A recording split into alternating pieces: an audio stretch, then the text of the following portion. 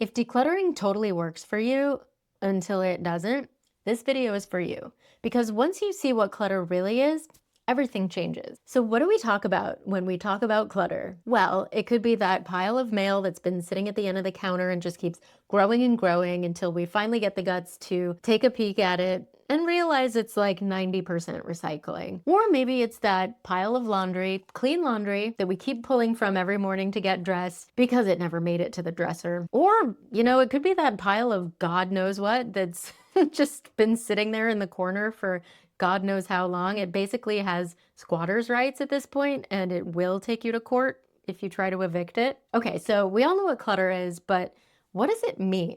Well, we've been told that clutter means we're disorganized, we're lazy, we're, God forbid, not perfect. But continuing to believe this means that we're cultivating an aura of self-judgment throughout our entire home. So as you're walking around and you see a pile here, a pile there, you think, bad, bad. And this becomes, I'm bad, I'm bad, I'm bad. It's a terrible mantra. And it sticks us in this dichotomy of like hoarder versus minimalist. Like, I have to become a minimalist so that I don't end up a hoarder, which never works, at least for most of us. So this mindset of clutter is the problem keeps us in resistance. And this resistance is what keeps us looking in the wrong places for solutions. What I believe clutter really is simply evidence of a nervous system having a response. So many of us have found safety, subconscious safety in our lives by holding on to things. It's really normal. So these home organization hacks so often fail because they're dealing with the symptom, disorganization, rather than the underlying problem, nervous system regulation. And so continuing to approach clutter through home organization hacks can be like this hamster wheel. And then we start thinking, okay, I just need like discipline in order to stay on top of my home organization. So we try some like productivity hacks, and those can work for a while, until the cat barfs on the duvet or the smoke alarm goes off in the kitchen, or even like a nasty email, who knows, like whatever triggers us and takes us out of the ability to have our mind tell our body what to do. Suddenly we're in survival mode and we're going back to what keeps us safe. And what has always kept us safe? Holding on to things.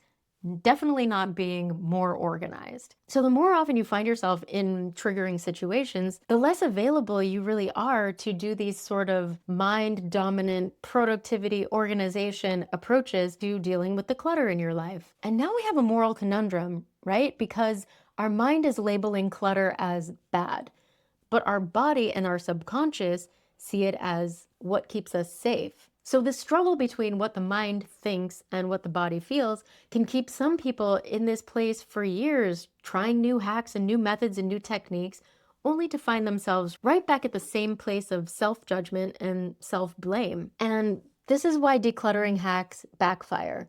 We are moralizing the results of our behavior rather than trying to decode it. We need to start seeing our homes in a completely different way.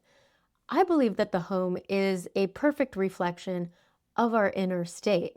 It's like a 3D rendering of our psyche. And every little thing that you see is a message to your subconscious. Oftentimes it's a message from your subconscious desperately trying to get your attention. In the course that I'll be offering soon, I'll help you decode these messages, learn how to interpret them, and eventually rewrite them so that you can start sending signals of safety to your system, and you can create a home that becomes a lasting, peaceful oasis. More on that soon. But first, we need to lock in on what needs to change in order for a clutter-free home to be the natural result of your behavior. Here's how to get started. First, stop seeing clutter as a personal failing. There's no such thing as a perfectly perfect, 100% clean home 100% of the time. And if there is, that's probably some other kind of dysregulation.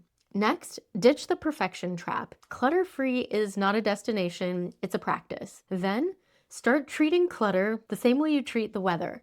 So you don't go out and shake your fist at the rain trying to get it to stop, right? Treat clutter the same way. This is where the Feng Shui lifestyle can really change everything for you. It is natural. And the less you are in resistance to it, the more you can be in relationship with it. Don't try to dominate it.